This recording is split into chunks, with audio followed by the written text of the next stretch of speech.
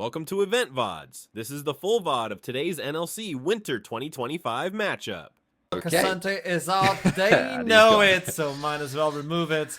I don't know if they want to let the Rumble as well go through, because I know Baus is not the biggest fan of that champion, although he has been practicing. He also has a lot of other picks, including, and this is on him, he brought it up, the Pantheon. I've seen the Baus playing with Pantheon. Any 1v1 spear shot, and he got most of the wins. I'm just saying, spear shot is probably the greatest Pantheon in the world. I love him. So yeah, keep that in mind. Jace, Maokai, Skarner, okay, is removed. But you know, you're removing those stable bands. You're not even looking into Los Ratones, what they can bring. That Galio from Nemesis, that's a fear pick. And I think they're gonna. Oh, okay. Yeah. I think that's a really smart band, right? Because it's something that makes playing the map harder to execute here for Los Ratones, removing that. So I think that's a really smart choice, as the call gets insta-locked. Makes sense. We've all seen Crownie's great performances this seeding stage on it. Now on to DMG, and that's when it gets more exciting to me. Obviously, you're likely to match an AD carry here, but I would like to see some priority on the top lane. Yes, your last pick, but I want to see if you have someone in mind that you think Bucci can carry on, let him have it. The Wukong, strong jungler secured early on, makes sense. Good stat checker, good in the meta. So yeah, that's what makes sense. I think also we're going to have to play some mind games here in draft, okay? Because bear in mind, this is not just Fearless. We've got to have like pure Fearless form, okay? So in the past, when you've seen Fearless, if your team has picked a champion, your team can't play that champion again, right? But this version of Fearless, if any team has picked a champion, no one can play it. Right, so you want to play champions that you know the other team wants to play too, because then they are not going to get their hands on it in future either. So there's a lot of mind games coming through here. Obviously, in game number 1, you'll see a lot of power picks, but once we get further down the series, that's when things start getting hairy, and you've kind of not just got to think about this game, but a few games down the line too. And we've seen, you know, to start with the Corki and Vi, big power picks here. The Corki most likely going to crown in that bot side. He's been nothing short of superb on that champion. Some crazy powerful champions already been locked in. The victor is available, but Nemesis was talking about how high item dependent that champion can be. And if you bring it up, okay. Right off the bat. Makes sense, right? This. Matching the top lane and knowing that the Rumble will be going up against it. So knowing that matchup, you feel safe to lock it in for Baus. Very excited to see that. The AD carry is the obvious match here. So it's now the mid laners and support missing. Would expect both of those pools to get trimmed out here in the ban phase. I think Los Ratones' best move would probably to try and, unsettle Bisco, right? He's the rookie, he's the young one, and banning out maybe his pocket pick Hui or the Orianna, something he would feel comfortable on would be a good idea in my opinion, while DMG clearly trying to put Reckless on something that can't really dictate the engages, it seems, with the early stuff. This is important, because as soon as you know Rumble is picked and the way the lanes are going, you can insta-swap the lanes, and Gragas can survive that early dive nowadays. Rumble might not be the case. And I think that's something they discussed as well. I study Los Ratones like I was back in school, and I'm like addicted to study. So I think this could be a lane swap. We should be on the lookout for champions that can enable that lane swap and accelerate it as well. Because if you get a fast win on the first game, you put DMG confused, that should be big. It should be big. Yeah, especially in a best of 3, baby. You don't have a lot of time to mix that up, right? If you lose this first one, then it's match point.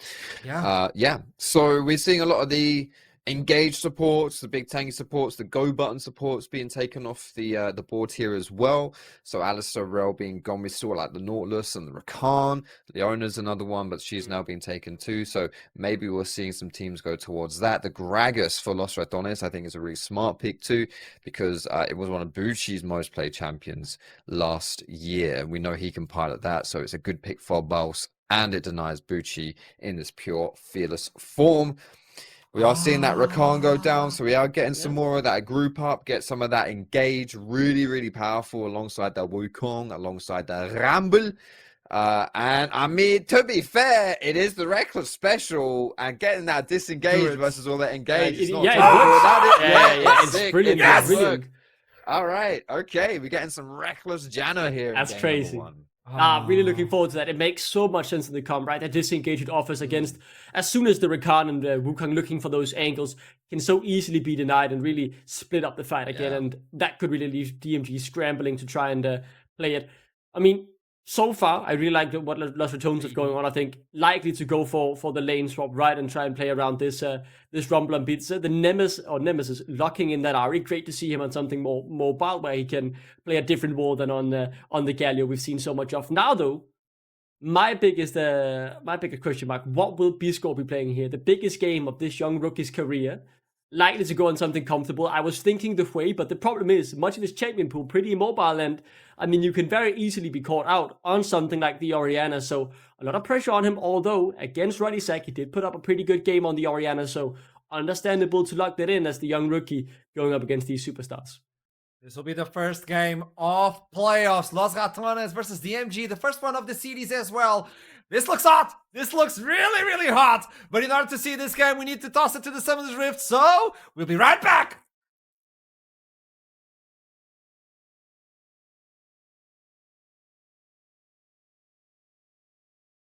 Hey!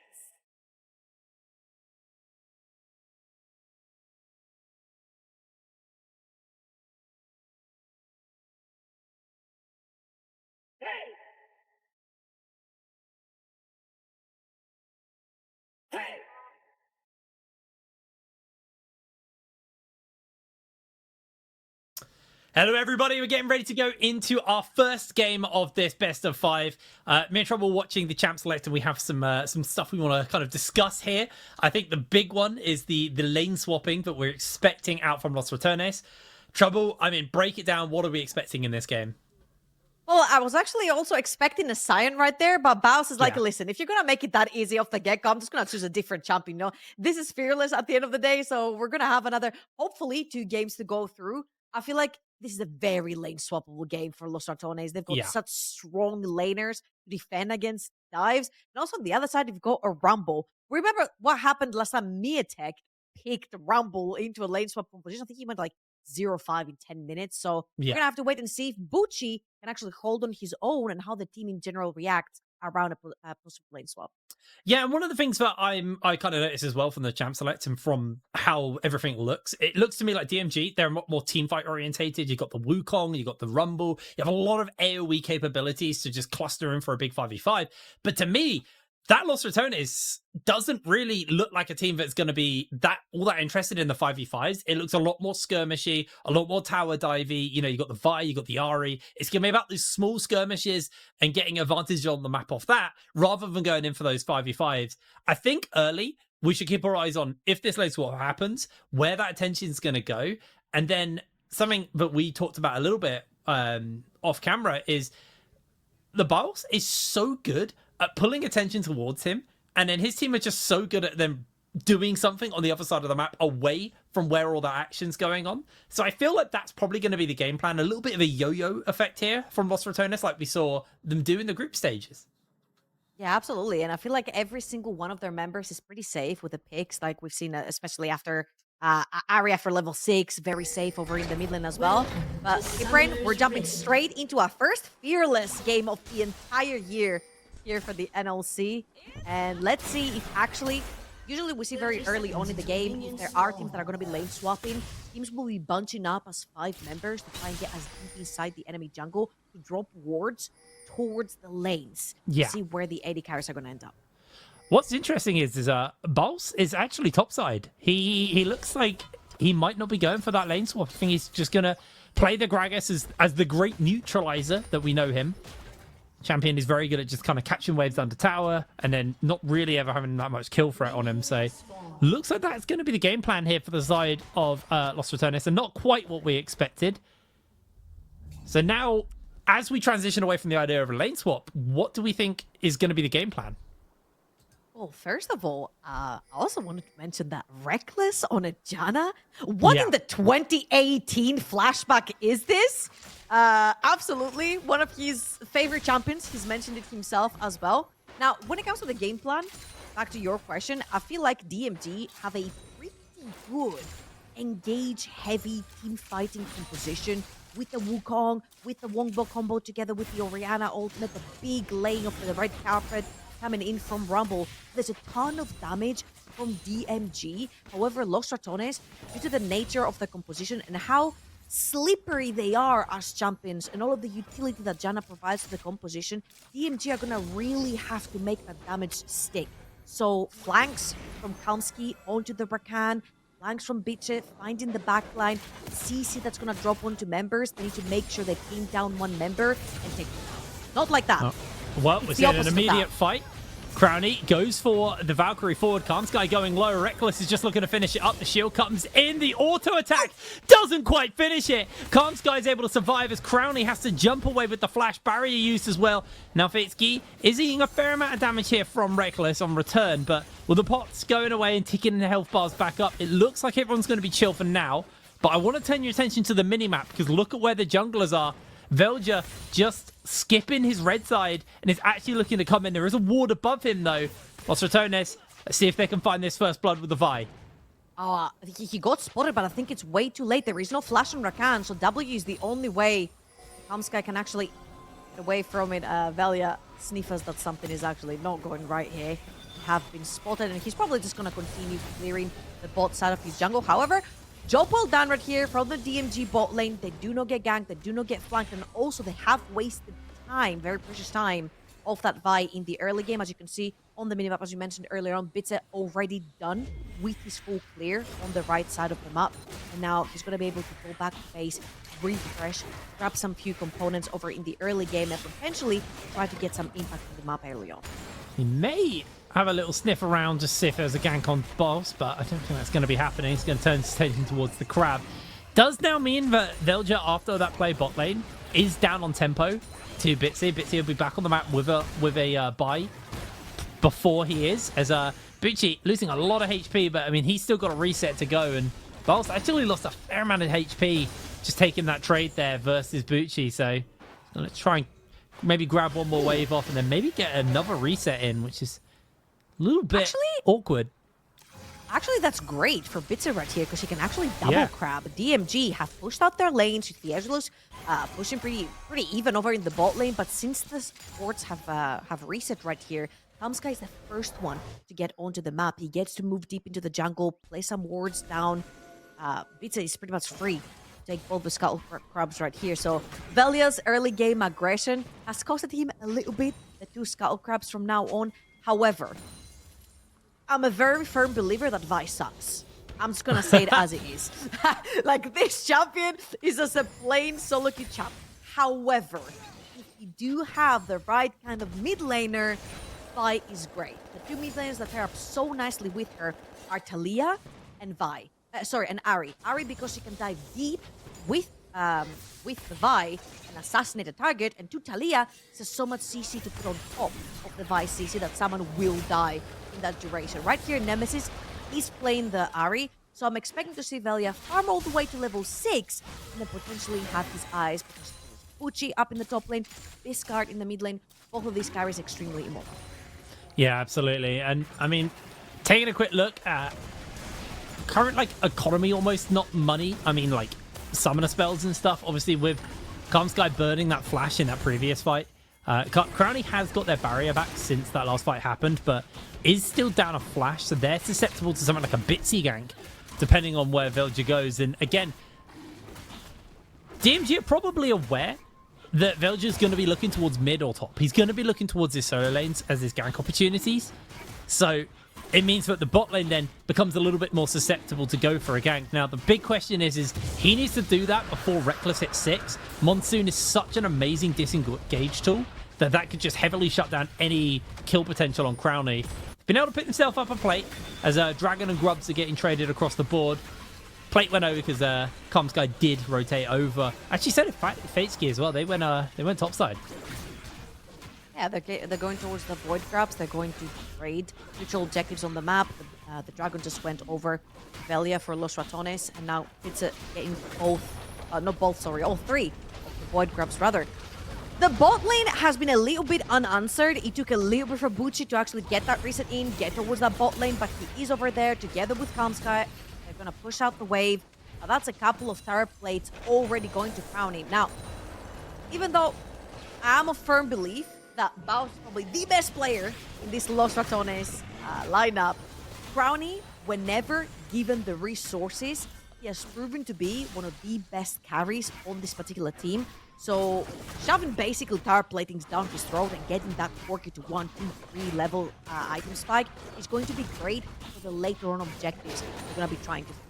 Yeah, absolutely. I actually really like Crowny and Reckless pair, just because I think when Reckless was an ADC, that he had a very similar playstyle to Crowny, you know, very kind of gold intensive, wants to get lots of gold and then kind of carry the later fights.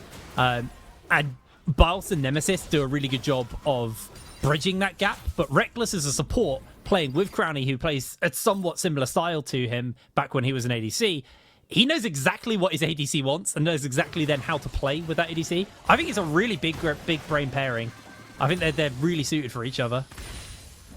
Also, I love the fact that Reckless is also matching Velia's timers on the map. You saw the second they reset right there. Velia headed towards the top side crab. Reckless was there. They bullied Bitter off of it, even though Bitter did hit that level 6 first. Getting bullied off of the Scuttle Crab gave the level 6 over to Velia as well, if I'm not wrong. So there was a chance for a fight right there. And I'm pretty sure this map is going to break open real quickly. The ultimates from both sides are so team fight heavy.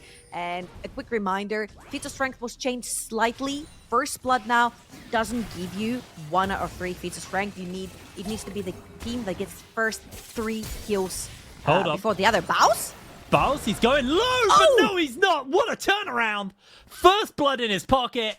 Free time on the tower. I thought Baus put himself in a dangerous position. He didn't. Oh no, I think Biscar put himself in a very dangerous position indeed. Yeah. Charm connects, ults in as well. He does get the shockwave off, but Nemesis can continue some damage forwards. Flashing forward with that Cyclone. Nemesis able to break away thanks to the Foxfire. The movement speed that gave him. Now they get the Vault Breaker down into another Charm. Bitsy going low, and Velja secures himself the kill. Nemesis didn't refresh his ultimate though, so they're not going to be able to chase any further. They still have flashes if they want to be fancy and try to go for another kill. Kamsky again on the map to try and dissuade the situation. However, great stuff. We mentioned, the flash. Nice flash from Velia right there. And we said it. By level 6, where are you going to look for? You're going to look for either the Rumble or you're going to look for that Orianna. Great pairing together with the Ahri, and they're too slippery. You'll see over in the replay that by the time Bitter is in, Nemesis is out. You have to chase him through the minion wave. You're taking too much damage. Orianna cannot join. So great stuff right there from Los Ratones to pull up about 1,700 gold in the lead. 9 minutes in. And like we said, it's more skirmish heavy. That's exactly what we wanted to see here from Los Ratones, and doing a great job of that. Also, we did talk about how we wanted to see a lane swap. We did get it, Trouble, but quite a bit later into the game.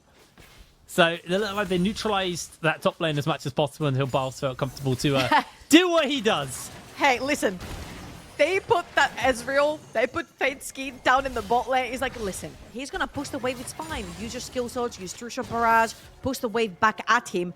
Biles solo killed him. You cannot leave this Ezreal alone with this Gragas, especially since Biles is going for the complete bomba build right here. You see Lost Chapter already in, very close to first item completion. Bounce guys chasing around the map. But this is what the Bounce does. That's why I said he's probably the best player in this team, because he does that to the other teams. He gets the phase rush, he gets the E out. I mean, there is... Fateski's not even nearby, Bounce. No way, right? There's no way. He's ignited, so they got the vision, so they know exactly where he's going. Puts the barrel down, gets the blast cone out. He's got the full collapse on. He goes for the flash. How does he do it? How does he get away with it every time? Look on the other side of the map. Look on the other side of the map. Whilst you know this like funny carnival music that's playing at the back of your mind. That's what it sounded like. Seeing Bao sort of go from enemy bot quarter of the jungle, around the towers, tanking tier 2, tanking tier 1, getting into the jungle, grabbing the blast cone. That gave so much free time to the Corki over in the top lane. They're chipping, they got in the first tower of the game just because Baus can pressure like this around the map with just his presence, just by existing. You got the second Void grabs, which stops the stacking from DMG, who got the first 3, and also a first tower on the top side. And guess what? You are now so close as Los Ratones to the first feat of strength of our playoffs. Absolutely. Actually, they should have it now, actually, because they've got tower and they've got first blood. They need one more objective, I believe. Yeah. No, because you only need 2 of the 3. First blood is no longer a thing. First Oh, blood they is no changed longer it. a It's thing. first 3 kills, isn't it? Yes. I totally forgot we changed it. Well, I think that might be the third kill they're looking for. Biscard locked in place. Fear strength unlocked. Beautiful kill there from Los Ratones. And yeah, it just keeps arcing back to what we were talking about. Bals brings attention towards him and his team go and do something else on the other side of the map. Make it work for them. And the fact he got away from that and didn't die is absolutely insane. He played that so well. Nemesis is able to soak up some of this pressure. And there it is. Another turret in the pocket of Los Ratones.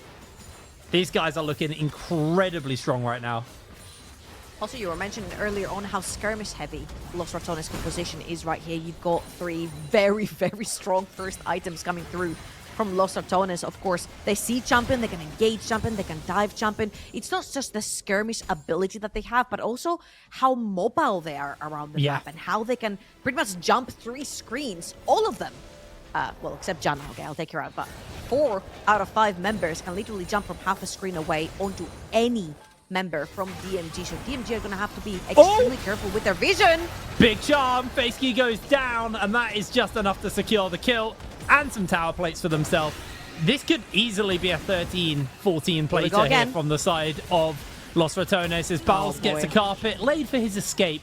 Velia coming in, looking for Bitsy. Does go for the Q over the wall. We'll see if there's anything going to come of that. As right now, we're just watching Crowley farm. Looks like a flash came out from Bitsy to get over the wall to safety, but Velia blowing up that monkey, doing serious damage to him. And Los Ratones, they just control the tempo on the map. Bucci goes forwards with a flash onto Bals. Bals is able to walk away. That is going to be all the plates. 15 plates over to the side of Los Ratones. They have a 6,000 gold lead.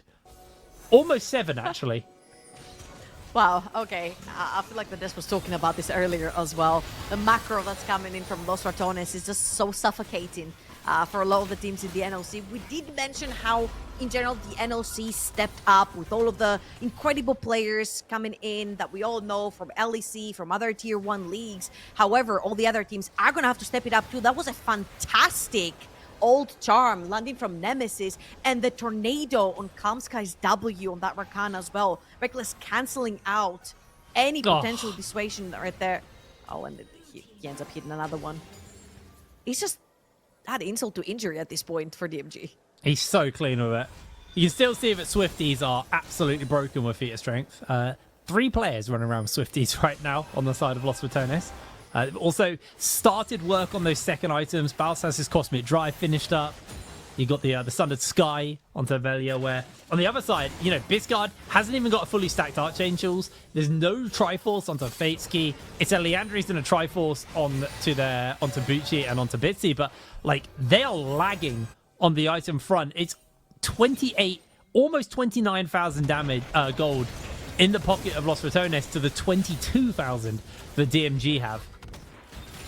I mean, it is possible that DMG can make a pick, right? They have a lot of burst damage with the ultimates from Rumble, Wukong, or Rihanna if they land at the same time on one person. And Reckless is nowhere to be seen around that area. Oh, Nemesis. Well, Bucci hit by the charm, caught with a knockup, CC'd for days, and down he goes. Now, Bals has got 2 on him. One of those is a monkey clone, but the phase rush is giving him the movement speed. The Q slow onto Bitsy. He just keeps getting away. He's so hard to pin down. This must be so frustrating for DMG to deal with. Bals is just literally running circles around them, and he's 900 gold up. He's doing this, and he's 900 gold up. They played a fantastic graphic earlier on the desk as well. This guy has 5.5 average deaths. He dies more than 5 times every single game. And he's still up in CS. And he doesn't go minus a gold at 15. The team knows exactly how to play around the pressure that he creates around the map. And for DMG, this must be so frustrating, not understanding how to deal with it. Oh, you can't be scared of a Jana. Oh, well, the problem is typically if Jana's there, someone else is also there. Bitsy didn't realize, but there actually wasn't anyone else there. But again, lack of vision due to them being so heavily shoved in. They've lost 2 tier 2 towers. They're about to lose their third as well, as Los Ratones are just going to open up onto this one. We are 16 minutes into the game, and the only towers that are going to be remaining after this one are the base towers. This is an unbelievable just masterclass from Los Ratones on how to play a very aggressive game and using your map rotations and using the Baus to be able to eat all of the pressure on the map. That is a 10,000 gold lead 17 minutes in. DMG started the Rift Herald, Baus spotted them, and then they just bailed. Baus is 3 levels up on Bitzer. Baus is 5 levels up on Kamsky. Simply just one Bomba ult is just gonna delete everyone. And honestly, if you're gonna go for the Bomba build, come on, man, give us the Ludens at least. Do you know what's crazy? Bomba. Oh, wow, Nemesis, good charm. We haven't actually seen Reckless use Monsoon once. That's how clean these fights have been. They haven't had to have the healing and the big knockback from the Janna. At this point, Reckless might as well burn a flash and do like the Insect Monsoon if he can. Because he's just not getting the opportunity to use that. I don't think there have been any fights, to be honest. I feel like this well, there's been skirmishes, but it's been Yeah, picks. I feel like this has been very one-sided where it's like, oh, Los Ratones locking a target acquired, target dead. That's the Move thing, on. yeah. It's like... They haven't had to worry about their health bar because they're killing one person at a time with like 3 people. It's always very, very well calculated by Los Ratones, and it's paying off. I mean, look at this. They're moving on to their 3rd items, while the first items have only just been finished up for DMG. Now got a Zeal. Actually, Crowley's almost got his rapid fire cannon. Like that base, he bought a Zeal and the slingshot. He is so strong right now. Only Reckless has upgraded his boots, though. No one else has gone for their tier 3 boots. I guess when you're just this far ahead, you just want to slam money on items and just get complete items. I mean, it also counts, right? Especially when you can move faster around the map. Yeah. Oh, they found Bitzer in his jungle. He forgot this is not his jungle anymore. Yeah, Bucci thought that he was going to finally get his pick on Baus, but Baus is able to lock him down, throws down the cask as well as in comes the backup. Carpet's laid down, but it's not really doing too much as Baus secures himself his 2nd kill of the game. And DMG are just left scratching their head on what to do versus this team. They are just unbelievably formidable as Baus may just be the first death for his team. No! There's the Monsoon! True Shot Barrage comes out. 0 death still. Los Ratones holding on fast. I'm not gonna lie.